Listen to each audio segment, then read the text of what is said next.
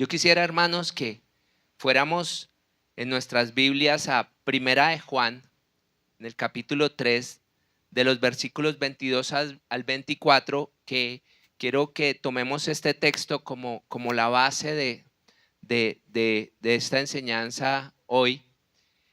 Y dice la palabra de Dios: y cualquier cosa que pidiéremos, la recibiremos de Él, porque guardamos sus mandamientos y hacemos las cosas que son agradables delante de Él. Y este es su mandamiento: que creamos en el nombre de su Hijo Jesucristo y nos amemos unos a otros como nos lo ha mandado. Y el que guarda sus mandamientos permanece en Dios y Dios en él. Y en esto sabemos que Él permanece en nosotros por el Espíritu que nos ha dado. No nos puede caber ninguna duda, hermanos, al leer las Escrituras, de la importancia que la palabra de Dios le otorga a la oración. Sabemos, por lo que se nos dice, que es el medio elegido por Dios para poder comunicarnos con Él y hallar bendición. Nos dice la palabra, como decía la canción que cantábamos y que Pachito nos ponía, nos dice la palabra que debemos orar cuando estamos tristes y debemos orar también cuando estamos alegres. Debemos orar cuando necesitamos una guía a la hora de tomar una decisión importante en nuestras vidas. Y debemos orar también para agradecer las bendiciones cuando las hemos recibido. Debemos orar para pedir, pero no debemos olvidar también orar para agradecer. Debemos clamar en la angustia y debemos también cantar alabanzas cuando nos sintamos felices. No existe nada que un cristiano no deba convertir en oración, porque la oración es nuestro vínculo con Dios. No existe relación sin vínculo y no existe vínculo sin comunicación. Es importante que la oración sea sincera y real. La diferencia entre una relación personal y una religión impersonal es la diferencia que se puede ver entre lo que es un rezo y una oración. ¿Qué clase de relación sería la que tendríamos con alguien si nuestras palabras hacia esa persona no fueran sinceras y no fueran salidas de nuestro corazón? Tendríamos una relación, sí, pero ¿qué clase de relación tendríamos con esa persona si nuestras palabras realmente no estuvieran saliendo de nuestro corazón? Un pasaje clave para recordar cuando estamos hablando con Dios es el que nos recuerda que Dios no puede ser burlado. La plena conciencia de quién es Dios y nuestra sinceridad es lo que hace de una oración efectiva y verdadera. Todos necesitamos de la oración, pero especialmente los cristianos. ¿Cómo concebir un cristiano que no ore? Un cristiano que no ora es un cristiano que considera que no necesita de la ayuda de Dios, que no aprecia el consejo de Dios y que no le interesa tener una relación con Él. Es alguien que se apoya en su propia prudencia, considerando su propia opinión como superior a la de Dios.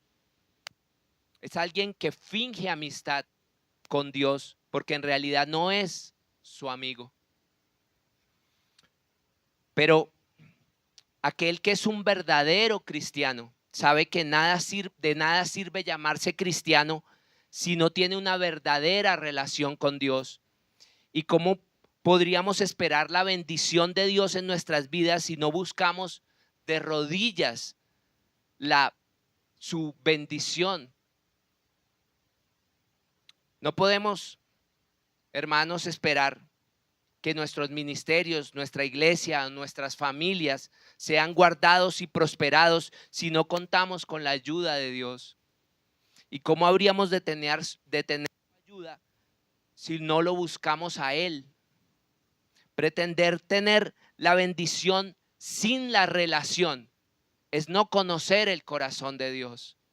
Si queremos ministerios de bendición, iglesias de bendición y familias de bendición, debemos estar dispuestos a orar sin cesar. Pero es posible que estemos orando, pero no estemos recibiendo la bendición, porque quizás exista algo que estemos haciendo o algo que estemos dejando de hacer, que esté provocando que Dios no conteste nuestras oraciones. Y eso es algo en lo que deberíamos pensar, porque como se nos describe ampliamente en el primer capítulo de Isaías, las oraciones de un pueblo impío son una abominación para Dios. Isaías 1:15 nos dice el Señor: cuando extendáis vuestras manos, yo esconderé de vosotros mis ojos. Asimismo, cuando multipliquéis la oración, yo no iré. ¿Por qué? Porque llenas están de sangre vuestras manos. Ningún cristiano está exento de caer en este error, que incluso nuestras devociones se conviertan en un fastidio para el Señor. Que nuestras ofrendas y nuestras alabanzas sean un fastidio para nuestro Dios. ¿Qué es lo que nos dice precisamente el primer capítulo de Isaías?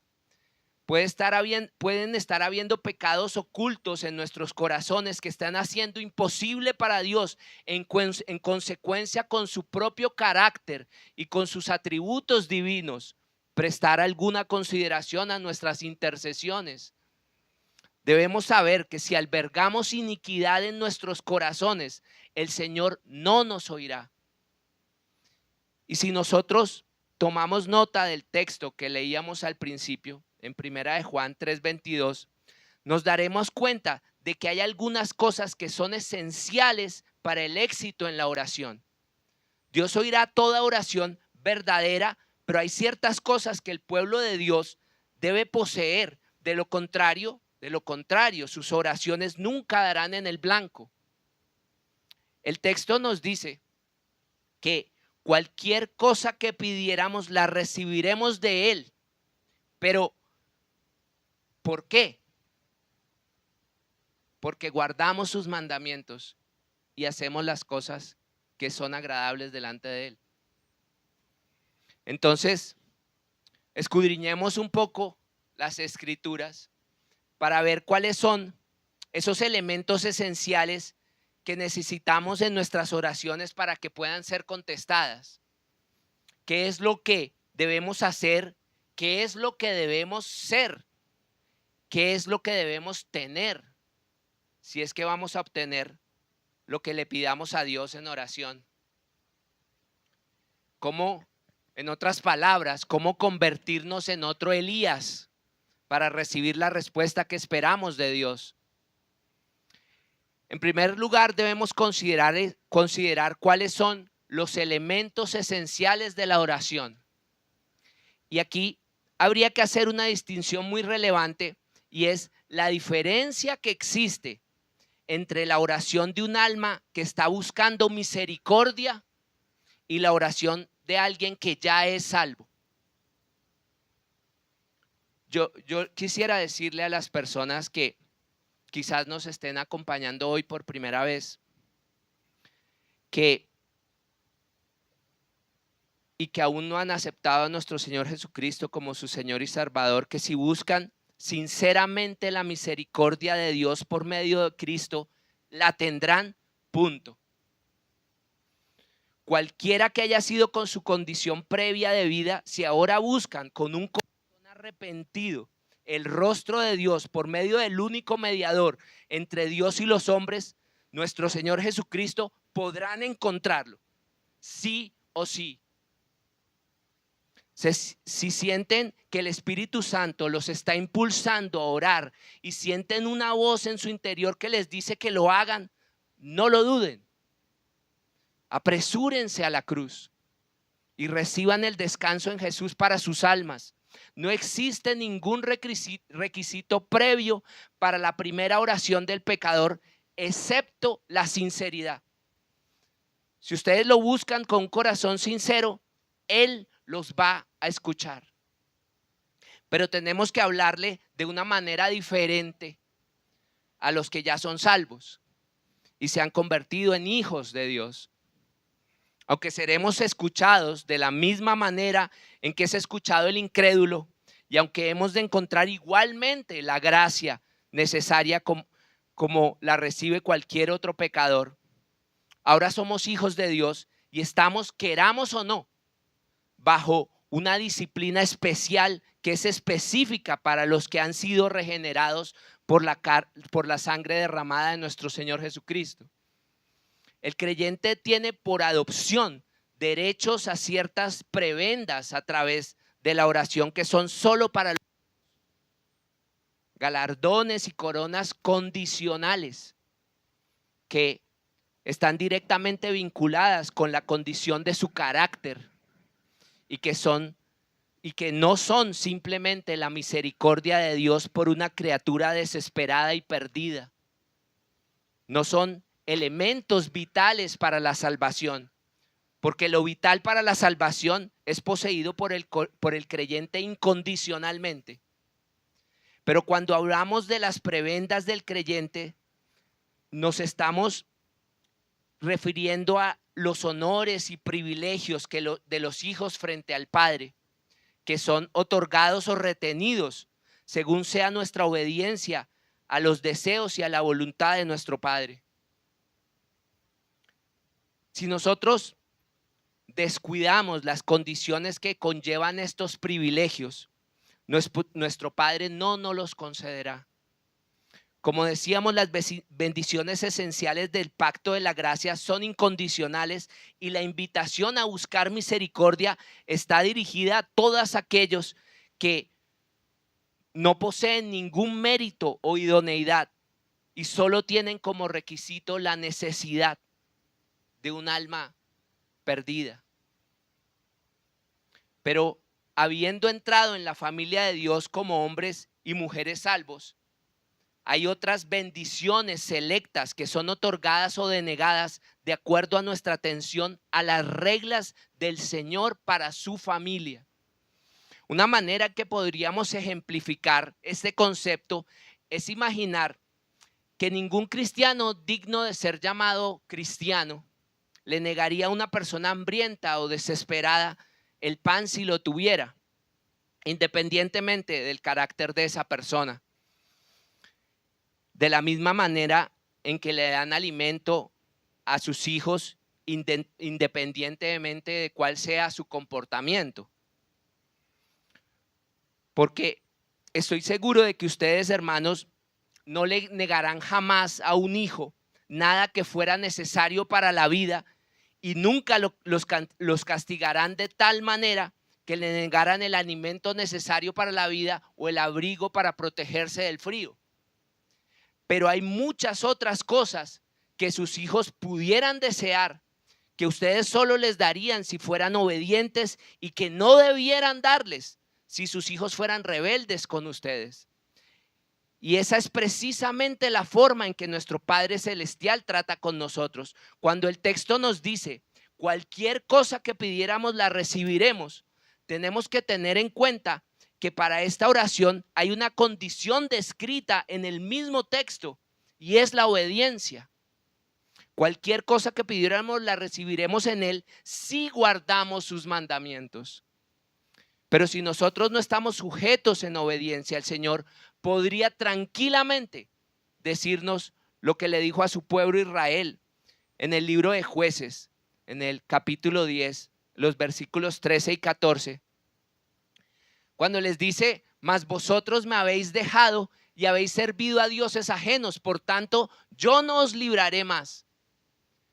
Andad y clamad a los dioses que os habéis elegido, que os liberen ellos en el tiempo de vuestra aflicción. Palabras duras, durísimas, pero necesarias. Cualquier padre sabe que si le concede la petición a un hijo desobediente, estaría patrocinando la rebelión en su propia casa. Y estaría haciendo un mal muy grande a su hijo. No se trata de que el padre no ame a su hijo, sino debido precisamente a que lo ama, debe procurar mantenerse firme a la hora de formar su carácter. Pero desafortunadamente es muy poco frecuente que un padre tenga la integridad y la fortaleza para decirle a su hijo, como nos dice nuestro Señor en el Salmo 81, ofreciéndonos, sí, la bendición, pero bajo la condición de la obediencia. En el Salmo 81, 13 al 15, nos dice la palabra de Dios: oh, si me hubiera oído mi pueblo, si en mis caminos hubiera andado Israel, en un momento habría yo derribado a sus enemigos y vuelto mi mano contra sus adversarios. Los que aborrecen a Jehová se le habrían sometido y el tiempo de ellos sería para siempre. Si al hijo desobediente se le concediera todo lo que deseare su corazón, sería como ayudarlo en su propia destrucción. Eso lo podríamos hacer nosotros, pero no lo haría jamás nuestro Dios.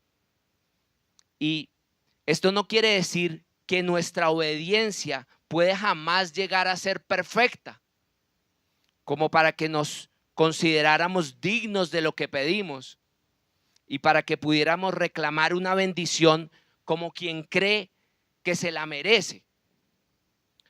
Pero pudiéramos tener al menos una inocencia del amor del pecado y una inocencia de la rebelión voluntaria contra Dios. Otro requisito fundamental para que nuestras oraciones sean escuchadas es nuestra reverencia.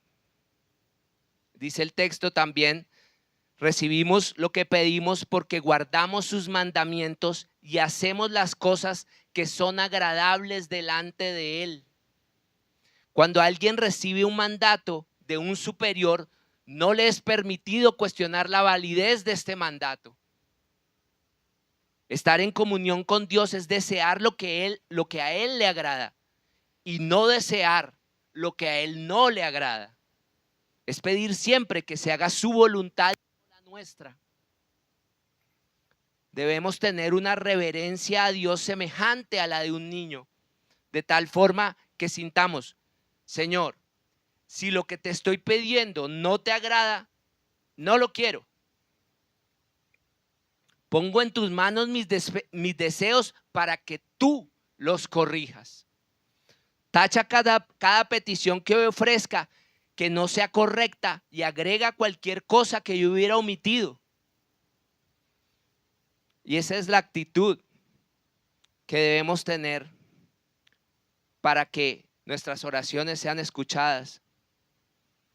Señor, oye mi oración como si yo la hubiera deseado, y no se haga como yo quiero, sino como tú. Pero además es necesaria una fe verdadera, y este es su mandamiento: que creamos en el nombre de su Hijo Jesucristo. En otras partes de la Escritura se habla de la fe en Dios como de algo necesario para una oración exitosa. Debemos creer que hay un Dios que es galardonador de los que le buscan, o de lo contrario no habremos orado en realidad. El éxito de nuestra oración será directamente proporcional a nuestra fe. Una regla del reino de Dios es: conforme a vuestra fe os sea hecho. Recordemos las palabras de Santiago, en Santiago 1, del 5 al 7, donde nos dice el apóstol: si alguno de vosotros tiene falta de sabiduría, pídala a Dios, el cual da a todos abundantemente y sin reproche, y le será dada. Pero pida con fe, no dudando nada, porque el que duda es semejante a la onda del mar que es arrastrada por el viento y echada de una parte a otra. No piense quien tal haga que recibirá cosa alguna del Señor. El texto habla de la fe en el nombre de su Hijo Jesucristo, que es fe en su carácter, fe en su evangelio, fe en su obra y en su verdad, lo que significa fe en la autoridad suprema de Cristo. Cuando argumento con Dios diciendo, hazlo en el nombre de Jesús, lo que quiero decir es que estoy autorizado por Él para usar su nombre delante del Padre. Le decimos, haz por mí lo que hubieras hecho por Él. El Señor Jesús nos ha dicho, y todo lo que pidieres al Padre en mi nombre, lo haré. Pero tiene que haber fe, fe en Jesucristo, porque si no hay fe, no podemos esperar que nuestras oraciones sean contestadas. Y como también nos decía el texto, otro de los requisitos para ser escuchados por Dios es que nos amemos unos a otros como nos lo ha mandado. Lo mismo que se dice de Dios, Dios es amor, se puede decir del cristianismo. El cristianismo debería ser también amor. No es difícil ver por qué no se puede confiar las grandes e ilimitadas promesas de la oración a un corazón que no tiene amor. Sería como otorgarle poder sobre sus hermanos a un tirano. Son muy pocos los que pueden vestir la túnica de colores de José sin convertirse en un tirano en su propia casa. Debemos amar a Dios para que nos escuche, pero debemos amar a nuestro prójimo también. El egoísmo nos hace malos administradores de las llaves del reino en la tierra. El egoísmo no permite que seamos los guardianes de nuestros hermanos y cualquier poder o autoridad que se nos dé sobre ellos será para mal, hermanos.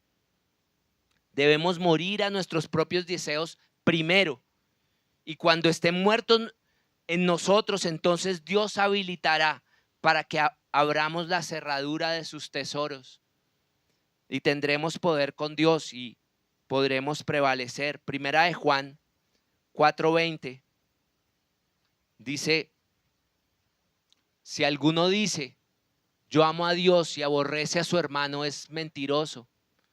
Pues el que no ama a su hermano a quien ha visto, ¿cómo puede amar a Dios a quien no ha visto? Pero también para ser escuchados debemos comportarnos como lo hace un niño con su padre. El que guarda sus mandamientos permanece en Dios y Dios en él. Y el que ha guardado sus mandamientos ha convertido al Señor en su lugar de habitación. Y en él se cumplen las palabras de Juan 15:7, donde dice, si permanecéis en mí y mis palabras permanecen en vosotros, pedid todo lo que queréis y os será hecho. Si no permanecemos en Dios, si no nos conformamos a la imagen de su Hijo, obvio que deben existir un límite para el poder de nuestras súplicas. Permanecer en Dios es necesario para tener el poder de Dios en nosotros. No podemos pretender tener el poder de Dios sin tener el corazón de Dios. Nuestras oraciones se cumplirán si pedimos conforme a su voluntad. Porque nosotros permanecemos en Él cuando queremos lo que Él quiere y cuando odiamos lo que Él odia. Entonces nuestras oraciones serán escuchadas. Si le amamos como debe ser amado y confiamos en Él como debemos hacerlo, entonces Él oye nuestras peticiones. Pero si no lo hacemos, entonces no es razonable que esperemos que Él nos oiga. Eso sería una afrenta contra su carácter divino. Porque la palabra nos dice en Salmos 37:4,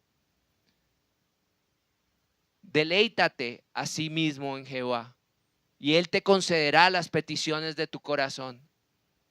Y sabemos que Él permanece en nosotros por el Espíritu que nos ha dado. Y esto no es otra cosa que el Espíritu de adopción, el Espíritu que gobierna en todo a los hijos de Dios. Los obstinados que piensan y sienten y actúan de manera contraria a Dios no deben esperar que Dios se conforme a su manera de pensar, sentir y actuar. Los egoístas que son movidos por el espíritu de la ambición no pueden esperar que Dios les conceda lo que desean.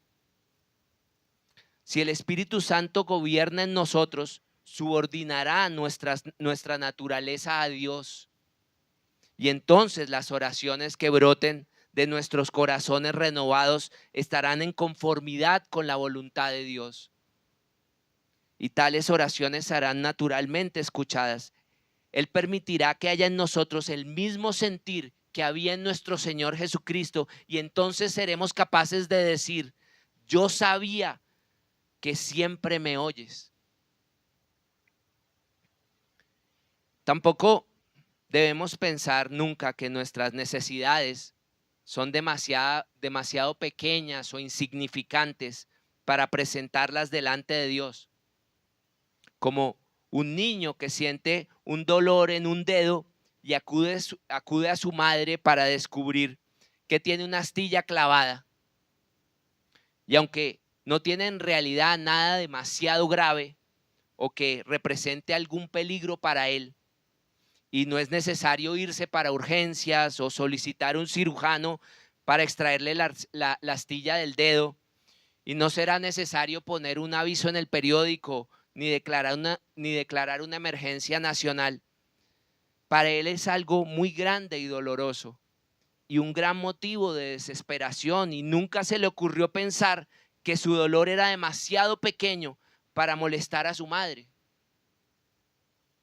¿Para qué están los padres y las madres si no es para atender las pequeñas o grandes necesidades de sus hijos? Debemos saber que Dios, nuestro Padre, es un buen Padre y que se compadece de nosotros como cualquier padre se compadece de su hijo. Dios cuenta el número de las estrellas y a todas ellas llama por su nombre, pero también sana a los quebrantados y venda las heridas de aquellos que tienen un corazón roto, aunque comparados con Él no somos nada. El mismo Dios que hace brillar el sol ha dicho: no apagará el pábilo que humeare. Si conociéramos al Dios que nos ha amado, sabríamos que podemos traer delante de Él cualquier petición, por más pequeña o insignificante que nos parezca. Y debemos saber también que en nuestras oraciones delante de Dios será siempre el amor el que triunfe. Debemos tener claro que Dios no tendrá en cuenta las oraciones que busquen un resultado egoísta y mezquino. Dios no respaldará una oración que no vaya de la mano con su amor y su bondad, o que contradiga su propósito. Nuestros deseos deben estar en armonía con los de Dios para que puedan alcanzar su destino. Si no es así, estaremos remando en contra de la corriente. Dios oye siempre las oraciones de un hombre amoroso porque estas oraciones están en armonía con su propósito. El hombre que permanece en Dios desea que la voluntad del Señor sea hecha. Entonces sus oraciones se convierten en profecías, porque él se hace uno con Dios y desea exactamente lo que Dios quiere. ¿Y cómo podría fallar una oración así? Pero ¿cómo saber, hermanos, las cosas de Dios si su Espíritu no habita en nosotros? El texto nos dice que en esto sabemos que Él permanece en nosotros por el Espíritu que nos ha dado. Y será imposible que sepamos lo que Él quiere de nosotros si no tenemos su Espíritu y si no permanecemos en Él. Primera de Corintios 2:11 nos dice: porque ¿quién de los hombres sabe las cosas del hombre sino el Espíritu del hombre que está en él? Así tampoco nadie conoció las cosas de Dios sino el Espíritu de Dios. Y no podemos olvidar además ser siempre constantes en la oración. Muchas veces las personas dejan de orar cuando ven que no reciben lo que han pedido, pero esas personas deben saber que Dios no está ahí para concederles sus deseos, sino para cumplir con sus propósitos. Muchas veces nuestras oraciones no son respondidas porque son oraciones egoístas. Santiago 4:3 nos dice: pedís y no recibís, porque pedís mal para gastar en vuestros deleites. En muchas ocasiones Dios no nos responde porque nuestras oraciones no son conforme a su voluntad. Pero ¿cómo ser escuchados por Dios? ¿Cómo orar de la manera correcta? Porque orar no debe ser algo superficial y sin importancia. Es un error de nuestra parte al orar no comprender bien con quién es que estamos hablando y qué implicaciones tiene que Él nos escuche. Es un error porque no entienden bien esto y existen muchas falsas enseñanzas que circulan hoy en la iglesia que tergiversan el sentido de la oración. Falsas interpretaciones que se hacen de la palabra de Dios. En Mateo 7, del 7 al 11, por ejemplo, se nos dice: pedid y se os dará, buscad y hallaréis, llamad y se os abrirá. Qué fácil, ¿no? Quiero un carro, recibo un carro. Quiero una casa, recibo una casa. Y no es eso lo que quiere decir este pasaje. Y dice: porque todo aquel que pide recibe. De ahí es de donde debe venir la expresión que se ha extendido tanto en la iglesia contemporánea de recíbelo en el nombre de Jesús. Recíbelo. Hoy en las iglesias la gente vive declarando y recibiendo. Y cuando no les gusta lo que reciben, entonces dicen: lo reprendo en el nombre de Jesús. Y eso no es así. Dice y sigue diciendo el pasaje: y el que busca halla, y el que llama, y al que llama se le abrirá. ¿Qué hombre hay de vosotros que si su hijo le pide pan, le dará una piedra? O si le pide un pescado, le dará una serpiente. Pues si vosotros, siendo malos, sabéis dar buenas dádivas a vuestros hijos, ¿cuánto más vuestro Padre que está en los cielos dará buenas cosas a los que les pidan? Buenas cosas. Vemos que la clave en el texto es que el Padre dará buenas cosas a los que le piden. El problema es que las buenas cosas para Dios no son siempre las que nosotros le pedimos. Y a veces le decimos a Dios: dame esto, y Dios dice: pero es que eso no es bueno para ti. Y yo quiero darte buenas cosas. A lo mejor le decimos: Señor, dame una mujer así, así, o un marido así y así. Y Dios le dice: no, esa no te conviene. Te voy a dar en cambio una piedrecita que me ayude a pulirte y a formarte a la imagen de Cristo, pero no la que tú quieres, porque esa no te conviene, porque esa te va a alejar de mí. El Señor siempre nos va a querer dar lo mejor, pero lo mejor no es siempre lo que nosotros pensamos que es lo mejor. Lo mejor es lo que Él sabe en su soberanía, lo que es lo mejor. Y también Mateo 21 y 22 nos dice: respondiendo Jesús les dijo: de cierto os digo que si tuviereis fe y no dudareis, no solo haréis esto de la higuera, sino que si a este monte dijereis: quítate y échate en el mar, será hecho. Y todo lo que pidiereis en oración creyendo, lo recibiréis. Muchas personas han creído falsamente que si tienen suficiente fe y le dicen al monte que se quite y se echa al mar, les será hecho. Pero desde que se escribió este pasaje, ningún monte ha sido quitado y echado en el mar. Eso es una mala interpretación. Este es el pasaje que usa el falso profeta para cuando no se produce una cura del cáncer, decir, bueno, fue porque no tuvieron suficiente fe.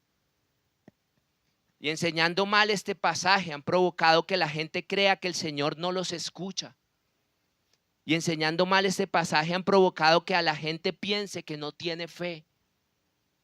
Porque si tuvieran fe, moverían montañas. Si tuvieran fe, mamá se hubiera sido curada del cáncer. Si tuvieran fe, hubieran conseguido ese trabajo que tanto deseaban. Pero seguramente no tengo fe, porque Dios no me escucha.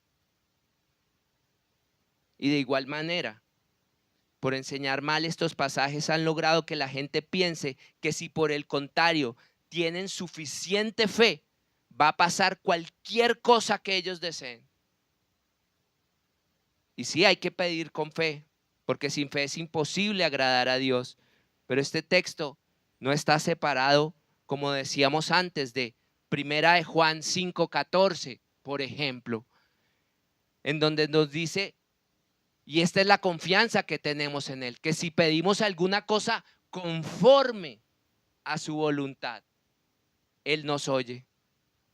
Si tu hijo por el que orabas para que con 17 años, después de un accidente de moto, no muriera, y lo pediste con fe, y sin embargo murió, no es porque Dios no te escuchara, sino porque Dios en su soberanía dijo que hasta ahí había de llegar la vida de ese joven. Debemos orar con fe, pero orar con fe no significa que va a pasar lo que yo quiera. Orar con fe significa, sé que Dios me escucha y me ama. Eso es orar con fe. Debemos orar sometiendo nuestras peticiones a la voluntad de Dios. Un predicador dijo en alguna ocasión que la oración efectiva es fruto de una relación con Dios y no una técnica para obtener bendiciones.